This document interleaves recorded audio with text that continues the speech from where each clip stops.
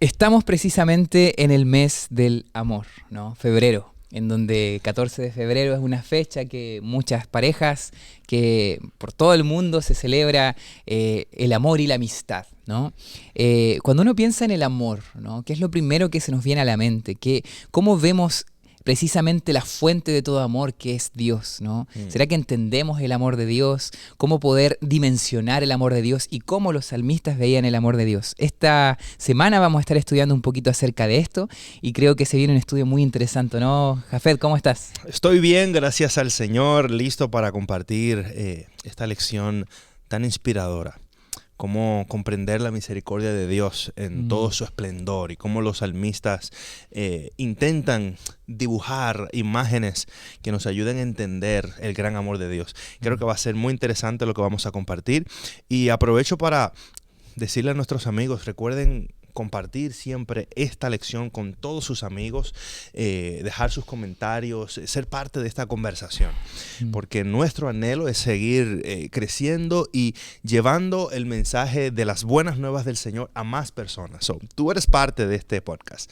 ¿Y cómo lo puedes hacer? Comparte, suscríbete a nuestro canal, déjale saber a otros amigos todo lo que el Señor está haciendo y las buenas noticias a través del estudio de la lección de Escuela Sabática. Quisiera comenzar con, vamos a ver 3 puntos principales. El primero tiene que ver con la misericordia de Dios, ¿no?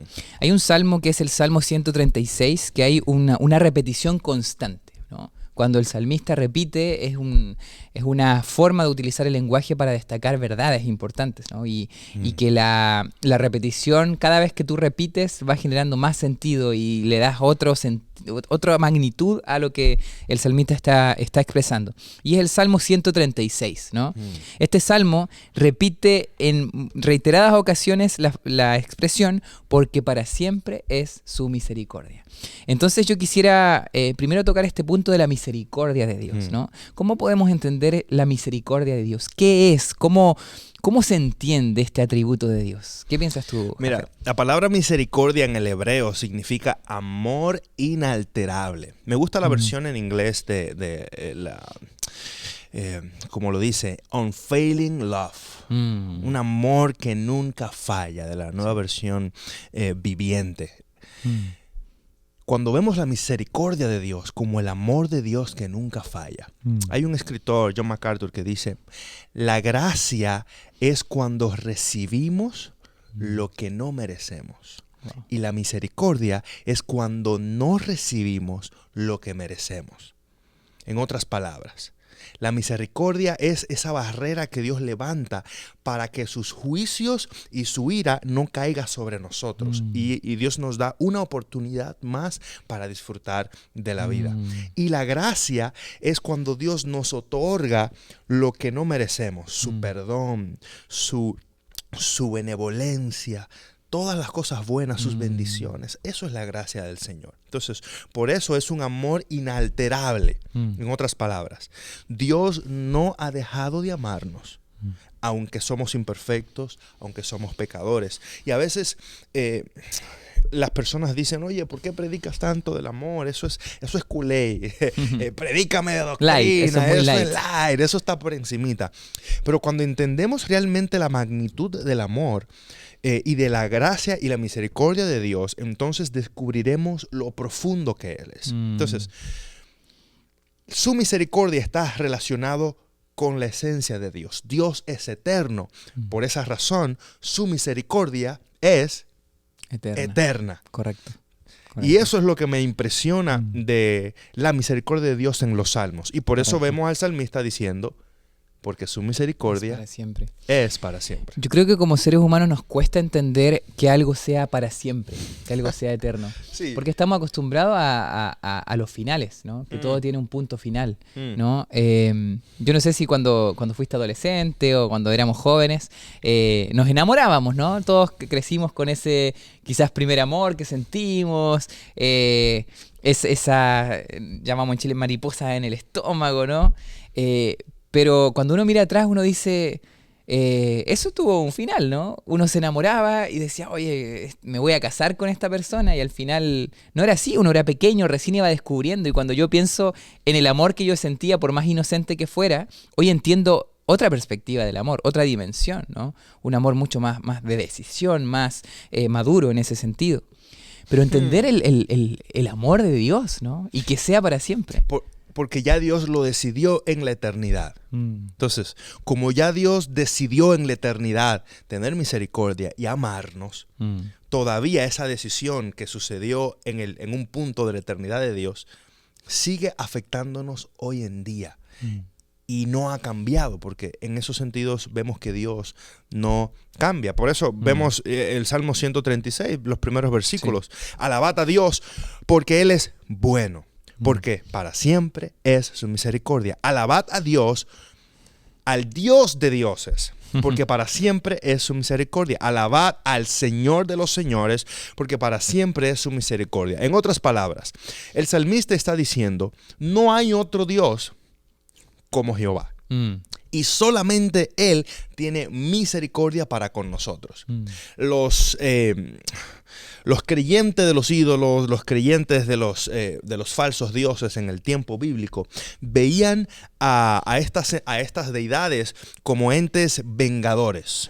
Correcto. Que tenían ira y que debían caminar con cuidado, como en puntillas, porque si no iba a caer fuego a destruir a todo el mundo. Sí. Y debían llevar sacrificios para poder aplacar la ira de ese Dios. Entonces, Jehová es completamente diferente a todos esos dioses, porque Jehová no inicia recibiendo algo, sino que inicia dando algo. Inicia llamando y diciendo, yo te quiero para mí, porque te amo y te voy a mostrar mi misericordia. Entonces, luego viene la respuesta. Ok, ahora como me has dado misericordia, yo voy a obedecerte, voy a vivir para ti. Wow. Los dioses de aquel tiempo, los dioses falsos, eran contrarios. Era, tú quieres bendición, tú quieres que yo haga algo para ti, primero dame, entrégame algo y entonces yo voy a ver si respondo, ¿me entiendes? Una transacción, digamos, sí. Pero este Dios es un Dios diferente, ¿no? Claro. Y es el Dios que provee. Me gusta mucho verlo así. En la historia de Abraham, por ejemplo, me gusta esa historia como lo que Dios le pide a Abraham es tan extraño, ¿no? ¿Cómo le va a pedir que asesine a un hijo? De hecho, si ahora yo viniera y, no sé, alguien de la iglesia me dice, pastor, Dios me pidió que asesinara a un hijo. Y yo estaría, este tipo está loco, lo denuncio a la policía, ¿no? Pero muchas veces nosotros admiramos a Abraham por la fe que tuvo allí, pero si tú lees un poco en el contexto, y me gusta ver esta historia de una forma tal de que Dios se presenta como Abraham hubiera estado acostumbrado, porque los dioses de aquel momento exigían esas cosas. De hecho, es muy común el sacrificio humano, era muy común cosas terribles que tú tenías que sacrificar para que la ira de los dioses se pueda calmar, ¿no? Entonces Dios se presenta como un Dios más, en algo conocido en esos tiempos para Abraham. Abraham decide obedecer a esta voz de Dios, pero ahí cuando estaba a punto de asesinar a su hijo, ¿no? Dios demuestra quién era en verdad, ¿no? Y que era alguien mucho más que los dioses de aquel momento, que era un Dios que provee. Dice, mira, no, y se ve el sacrificio, ¿no? El cordero, que Dios mismo lo envía para poder decir, mira, yo no soy así, yo soy un Dios que da, ¿no? Entonces eso me encanta, cómo al final la misericordia y el amor de Dios tiene que ver con un Dios que da y nosotros damos en respuesta a su amor. No puede ser nunca al revés, ¿no? Y yo creo que la religión empieza a tornarse tóxica cuando pensamos todavía al revés, ¿no? Cuando pensamos en que yo hago ciertas cosas o yo crío a mi hijo de cierta manera para que de alguna u otra forma nos ganemos el favor de Dios. Pero la realidad del Evangelio es que ya el favor de Dios está allí, se compró en la cruz, ¿no? Está ahí, o sea, tenemos un Dios que ya dio todo por nosotros y no nos pide nada que Él ya no haya dado, ¿no? Eso me encanta y creo que su misericordia gira en torno a eso. Por eso vemos en el Nuevo Testamento a Pablo diciendo, donde abundó el pecado, sobreabundó la gracia. En otras palabras, su misericordia fue más grande que nuestro pecado. No importa lo profundo que nos hayamos ido de Dios, todavía sigue siendo más grande su amor y su misericordia para con nosotros. Wow. De hecho, el mismo Pablo sigue diciendo en el libro de Romanos, y aún nosotros estando perdidos en nuestros delitos y pecados, Él decidió morir por nosotros. En otras palabras, aún antes de nosotros decir, Señor, te voy a aceptar, te voy a recibir, voy a creer en el mensaje. Antes de eso, antes que ni siquiera llegara a nuestra mente creer en el Señor, ya Dios preparó un plan de misericordia para salvarnos. Y creo que eso habla de su gran misericordia. Y si lo traemos otra vez a la experiencia de Abraham, vemos en que nosotros somos el Isaac que merecemos morir. Porque dice la Biblia, la paga del pecado es la muerte. La muerte, correcto. Pero Jesús es el Cordero que toma nuestro lugar. Y dice, ¿sabes qué? No te voy a dar lo que mereces. Te voy a dar lo que necesitas. Gracia y misericordia. Y sabes que yo creo que entender esa gracia es lo que realmente hace querer vivir una vida en santidad, querer vivir una vida que pueda agradar a ese Dios, ¿no? En respuesta, en ofrenda a lo que Él hizo por nosotros. Pero ahora mi pregunta es, ¿será que realmente es para siempre? Y cuando me porto mal, cuando hago daño a mi prójimo, ¿será que aún así esa misericordia, ese amor, sí? O sea, ¿para siempre es para siempre, crees tú? Claro. Para siempre. Hay una tensión entre su misericordia y su justicia que sería bueno analizar. Pero cuando vemos lo que está diciendo el salmista y comprendemos de dónde viene él, vamos entonces a llegar a un entendimiento más profundo de su misericordia. Correcto. Dios saca al pueblo de Israel y lo saca por el desierto. Y caminando por el desierto, el pueblo de Israel sigue rebelde en contra de Dios. Y Dios sigue proveyendo alimento, sigue proveyendo refugio, sigue proveyendo protección. El pueblo sigue rebelándose y Dios sigue constante mostrando su misericordia, mostrando su gracia. De hecho, vemos algo que sucede en el monte Sinaí cuando el pueblo está adorando los becerros y está en un party, en una fiesta encendida. Y dice el Señor, ¿sabes qué? Voy a destruir a toda esta gente y te voy a dar un pueblo nuevo. Pero vemos esa imagen de Dios con el propósito de mostrar su misericordia. Porque Abraham... Moisés dice, Señor, no. ¿Qué van a decir las demás naciones? Y fíjate, Dios está haciendo esto a propósito porque Él quiere que podamos ver la magnitud de su gracia. De hecho, cuando Moisés ve la gloria de Dios, salen unas palabras y dicen, Jehová, tardo para la ira y grande en misericordia, que muestra su bondad a generación tras generación y no tomará por inocente al injusto. Y ahí vemos cómo Dios sigue todavía extendiendo su gracia para siempre a pesar de nuestra infidelidad. Entonces, ¿dónde viene el problema? El problema no es Dios, el problema somos nosotros. Que no aceptamos, ¿no? No, somos nosotros que Dios nos sigue mostrando la gracia y nosotros nos seguimos obstinados en nuestra rebelión en contra de Dios. Correcto. Entonces, no es que Dios detiene su misericordia, es que nosotros le decimos a Dios, no me des más, que no la quiero. Entonces, su misericordia es eterna y es para siempre, pero nuestra respuesta es limitada. Correcto. Porque no es eterna. Entonces, tenemos la oportunidad hoy, en el tiempo de vida que Dios nos da, de decir, Señor, acepto tu gracia, acepto tu misericordia, pido que me transformes y me cambies. Eso es una oportunidad para nosotros, los que nos están escuchando, que le digamos al Señor, ¿sabes qué? Voy a aceptar esa gracia, voy a aceptar esa misericordia, porque aunque es eterna, aunque es para siempre, yo quiero disfrutarla hoy. Correcto. En mi vida. Correcto. Tremendo, tremendo. Y yo creo que eso nos lleva al segundo punto, de poder hoy destacar también, ¿no? Hablamos de 3 puntos. El segundo punto que me gustaría destacar de este estudio es el pecado, ¿no? El tema del pecado.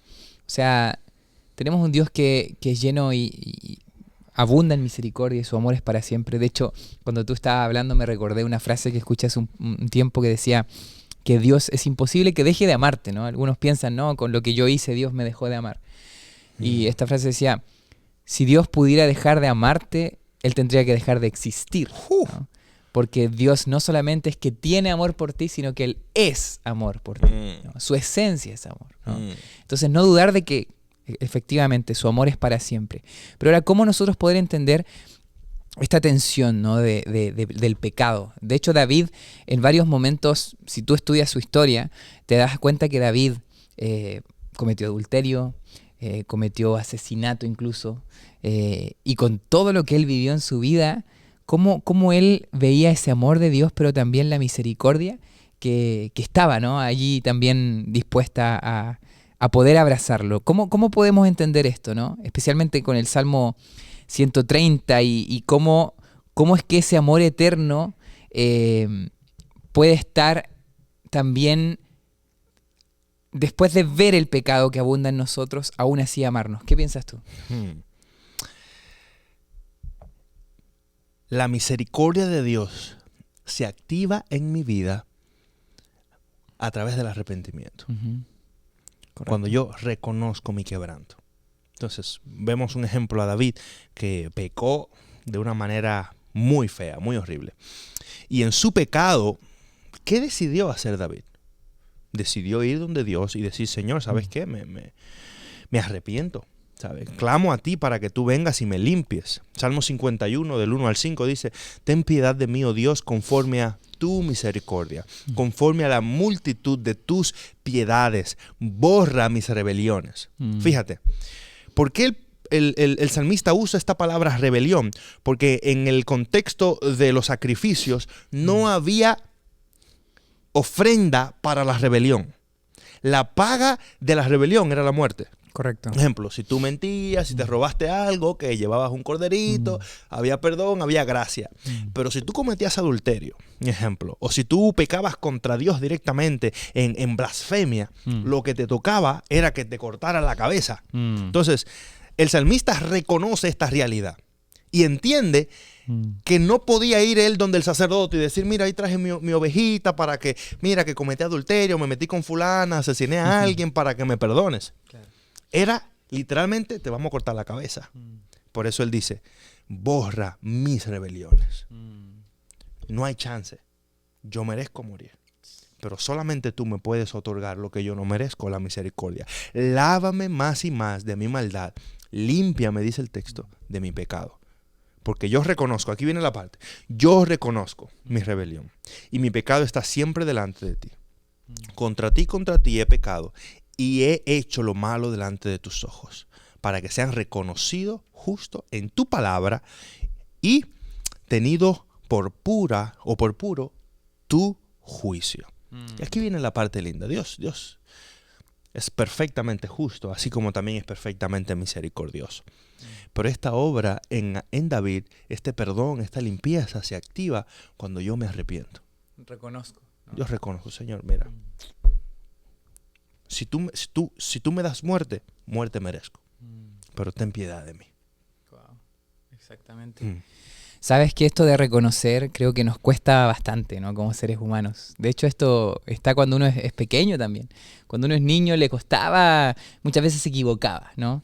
Y venían los padres así y tú como... A mí me pasaba que costaba decir, mira, yo hice esto y me equivoqué. Nos cuesta una tendencia que preferimos echarle la culpa al otro, ¿no? De hecho, en el mismo jardín de Adán y Eva, ¿no?, cuando se ve que ya se cometió el pecado, todos se echan la culpa al otro, ¿no? Empieza Eva y primero Adán, la mujer que me diste, ¿no? Y Eva, la serpiente. Entonces es interesante cómo nos cuesta tanto reconocer, ¿no?, que nos equivocamos y no... porque la culpa muchas veces duele, quema, entonces es más fácil dejarla para otro que asumir mi propio error, ¿no? Entonces yo creo que eso de reconocer es tan importante. Y si David era una persona que al final Dios termina diciendo es según mi corazón, imagínate. ¿Pero por qué? Imagínate, o sea, cómo una persona, llevarte a pensar en una persona que cometió asesinato, cometió tantas cosas, Dios lo ve y dice, David es según mi corazón, ¿no? Y yo creo que tiene que ver con lo último que aparece aquí, porque David sabía que si Dios mirara su pecado, no había chance, ¿no? Es por eso que Dios al final decide no mirar tu pecado, ¿no?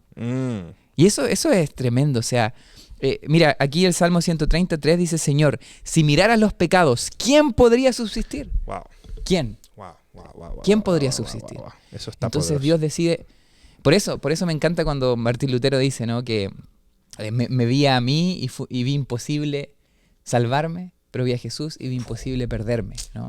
Me encanta esa frase porque es como Dios ideó un plan en donde ya no mira tu pecado, sino que mira a Jesús. Jesús es el sacrificio perfecto que borra el pecado, ¿no?, que limpia y nos deja más limpios que la nieve. Entonces, yo creo que ese evangelio que David ya anunciaba, porque increíble que David como que entendía esto de la misericordia, de cómo funcionaba esa tensión entre justicia y misericordia, incluso antes de que venga Jesús, ¿no? Y nosotros ahora vivimos en ese reino instituido de Jesús, en donde tenemos la realidad tremenda que ya sucedió, que Dios mira el sacrificio de Jesús, nos mira nuestro pecado y nos ofrece el perdón, ¿no? Eso es tremendo. Wow. Mira, Sí. si ves en otros salmos, el mismo David dice, Señor, mira estos que son de corazón sucio, y haz esto, haz aquello. Pero ahora Él es el que tiene su corazón sucio por el pecado. Claro. ¿Y qué dice ahora? Señor, limpia mi corazón. Límpiame. Señor, límpiame. Correcto. Renueva un espíritu recto delante de mí. Qué linda esa expresión. Dios, por favor, endereza mis pasos porque quiero hacer tu voluntad. Correcto. Yo creo que cuando comprendemos la profundidad de la misericordia de Dios y aceptamos eso en nuestra vida, creo que no seremos indiferentes a restaurar y recibir cambios en nuestra vida. Porque ahora que somos transformados por su perdón, que ahora vivimos en su gracia, Dios entonces nos dice, oye, te perdoné, te mostré mi misericordia. Entonces, te animo a que vivas una vida de acuerdo a mi voluntad. Entonces, Correcto. podemos ver la gracia y el perdón de Dios como un trabajo doble. El que nos cambia, que nos perdona primeramente, su gracia nos perdona y también nos transforma. No nos deja igual. Entonces, y es la obra natural. ¿Cómo yo sé que realmente estoy arrepentido? ¿Cómo yo sé que realmente he vivido una vida y he aceptado su gracia? El resultado natural es una vida transformada. Correcto, correcto. Y tú usas una frase que es, o sea, una palabra, transformación. David expresaba, crea en mí un corazón limpio, crea. Y me gusta mucho esta palabra que aparece aquí, crear, ¿no? Que viene del hebreo bará, que tiene es una nueva creación. O sea, aquí incluso ni siquiera es, somos una nueva creación. O sea, Dios quiere, y muchas veces nos cuesta cambiar porque tratamos de modificar lo que ya está, ¿no? Tenemos un corazón que tiene tendencias complicadas, tenemos vicios acumulados, entonces tratamos como de modificar esa parte de nuestro corazón.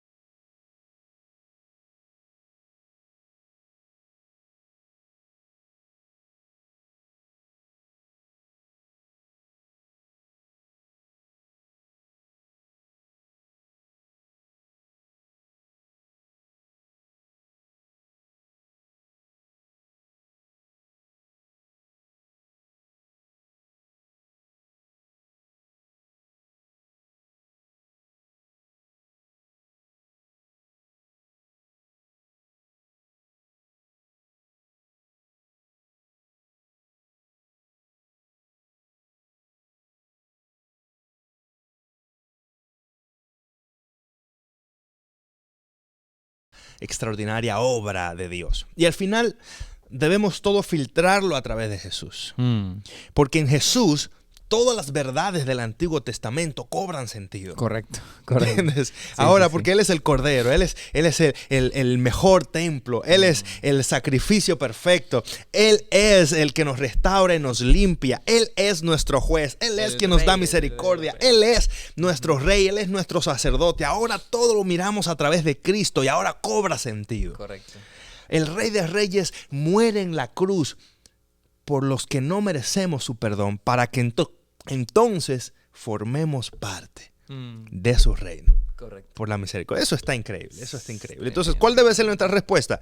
Ahí lo vemos en lo que dice Salmo 113. Alabad, siervos de Jehová, alabad el nombre de Jehová. Sea el nombre de Jehová bendito desde ahora y para siempre. ¿Por qué? Por su misericordia, por sus bondades, porque Dios renueva todos los días sus bendiciones para con nosotros. ¿Y dónde? ¿Dónde podemos alabarlo? ¿Dónde? Mira, el versículo 3 dice, desde el nacimiento del sol hasta donde se pone, sea alabado el nombre de Jehová. Me gusta eso, que la respuesta es una alabanza continua y que no se limita simplemente a un espacio o que, ahora tengo que ir a alabarlo a la iglesia, ¿no? Sí. O ahora tengo que ir al culto de oración, porque ahí es donde se alaba a Dios, ¿no? Dice, desde que nace el sol hasta que se pone el sol, alabado sea el nombre de Jehová. O sea, cuando tú vives una adoración real que tiene que ver con la respuesta al amor de Dios y no el miedo hacia una justicia o hacia una... o el miedo de lo que Dios puede o no puede hacer según tu desobediencia, tú vives una adoración real. Pero te pregunto, ¿por qué razón tantas veces limitamos la alabanza y la adoración a un programa o a un tiempo de cantos de 15, 20 minutos? ¿Y qué nos dice el texto de lo que realmente es alabanza y adoración? ¿Qué podemos aprender de eso? Correcto. O sea, una de las cosas es desde que nace el sol hasta que se pone el sol. O sea, primero, y me recuerda mucho a lo que la mujer samaritana le pregunta a Jesús, ¿no? ¿Dónde es que de verdad podemos adorar, no? Si acá o allá. Y Jesús le dice, no, en realidad tiene más que ver con tu actitud, ¿no? Y la actitud tiene que ver con lo que tú viviste. O sea, no podemos fingir una alabanza si no hemos tenido una experiencia real con Dios, ¿no? Poderoso. O sea, no podemos simplemente decir, mira, estoy emocionado, estoy cantando, estoy orando y estoy llorando, simplemente por lo que me produce la emoción del momento. O sea, la adoración tiene que estar fundamentada en un cambio real que sucedió antes, ¿no? Tiene que estar motivada por eso que tú viviste, esa nueva creación que está aflorando en ti, ¿no? Una respuesta a lo que Dios ya hizo en ti. Yo creo que ahí va el tema. Mira, en estos días estaba yo hablando con los ministros de la cárcel. Tenemos un ministerio hermoso que va a las cárceles a predicar y a compartir. Y una de las personas me compartía y me decía, Jafet, tú tienes que ver cómo esa gente adora. Esa gente adora como si no hay mañana. Correcto. Con todo el corazón. Sí. Con los instrumentos que tienen, con la música que tienen. Adoran a Dios de una manera tan entregada. Y yo les dije, ¿saben por qué ellos adoran así? Porque cuando tú entiendes tu quebranto y entiendes lo que recibiste de Dios, tu única respuesta es adorarle. Correcto. Tú sabes lo que tú mereces. Tú sabes lo profundo que tú caíste. Pero también sabes de dónde Dios te sacó. Cuando más profundo entendemos la obra de salvación de Dios y menos nos agarramos de nuestras obras, con mayor anhelo, con mayor gozo, con mayor entrega adoraremos a Dios. Correcto. ¿Saben por qué la gente criticó a la mujer que estuvo ahí a los pies de Jesús con el perfume? Porque no entendieron lo que Dios hizo en esa mujer. Mucha gente no entenderá tu adoración y tu alabanza porque no han entendido tu proceso y lo que Dios ha hecho en tu vida. Es fácil criticar al que está con gozo, adorando a Dios, levantando la mano, diciendo amén y diciendo aleluya.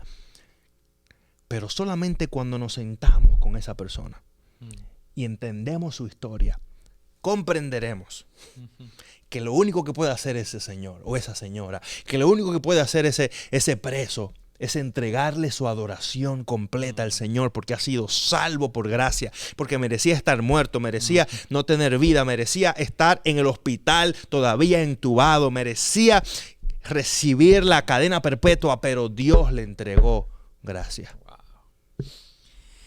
Tremendo. Yo creo que sabes que lo que tú mencionas me lleva al último concepto que tiene que ver con el recuerdo.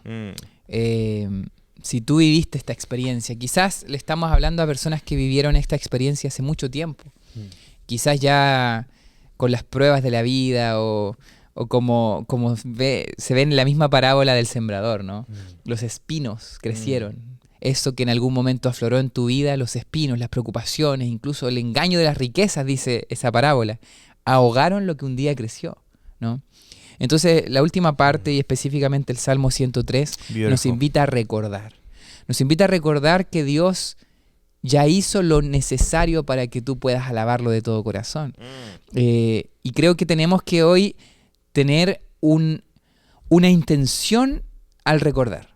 Porque muchas veces somos guiados simplemente y el recuerdo viene naturalmente, ¿no?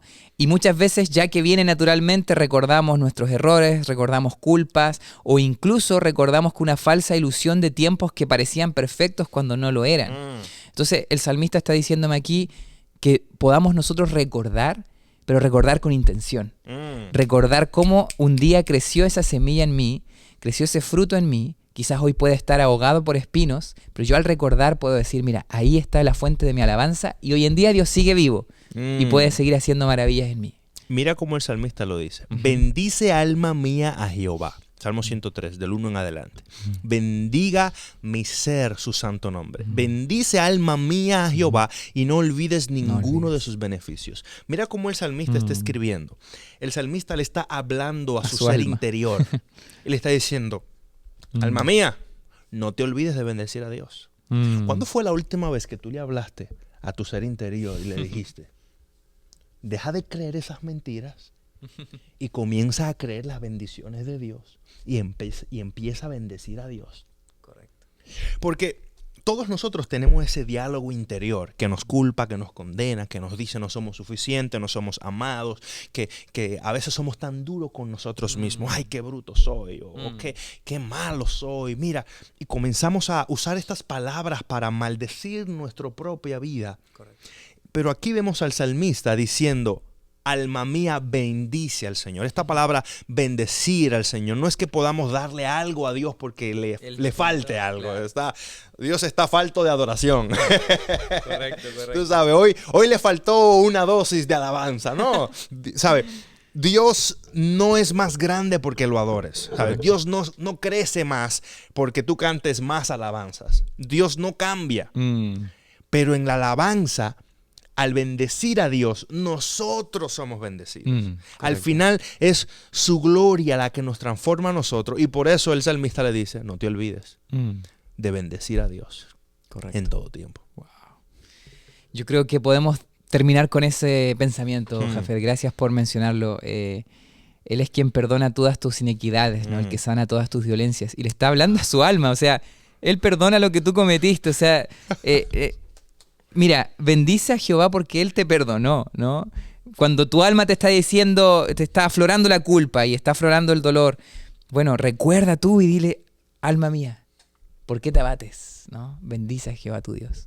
Que hoy puedas hablarle a tu alma también, ¿no? Si hoy te está mintiendo, está haciendo que afloren cosas que te hacen mal.